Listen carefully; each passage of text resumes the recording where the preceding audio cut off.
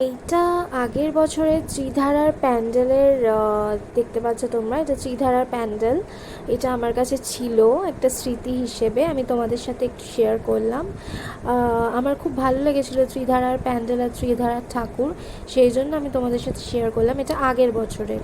আর এই বছরের ব্লগে তো এরকম কত প্যান্ডেল আমি তোমাদের মানে তোমরা বাড়িতে বসেই দেখতে পারবে, কারণ তোমাদেরকে যেতে হবে না দেখতে, আমি তোমাদের সব কিছু দেখিয়ে দেবো।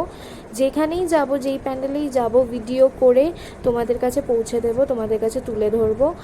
আর তোমাদের সবার ভালো, মানে খুব ভালো কামনা করব ঠাকুরের কাছে, যাতে তোমাদের সবার খুব খুব খুব খুব ভালো হয়। সবাই ভালো থেকো, আর মায়ের আশীর্বাদে তোমাদের যেন খুব ভালো হয়, এটাই আমি চাই। আর যদি তোমাদের আমার ব্লগস ভালো লাগে তাহলে ওয়েট করে থাকো আরও ব্লগসের জন্য, আর একটু পারলে পাশে থেকো। আর এই যে এটা ছিল আমার আজকের ব্রেকফাস্ট। তারপরে আমি তোমাদের দেখাবো আমার আলমারিটার কি অবস্থা, মানে এত অগোছাল হয়ে রয়েছে, সব জামা কাপড় সব আমায় গোছাতে হবে। ঠিক আছে, তাহলে আজকে এই অবধি থাক, পরে আবার দেখি কি ব্লগ তোমাদের কাছে তুলে ধরতে পারি বা শেয়ার করতে পারি। টাটা।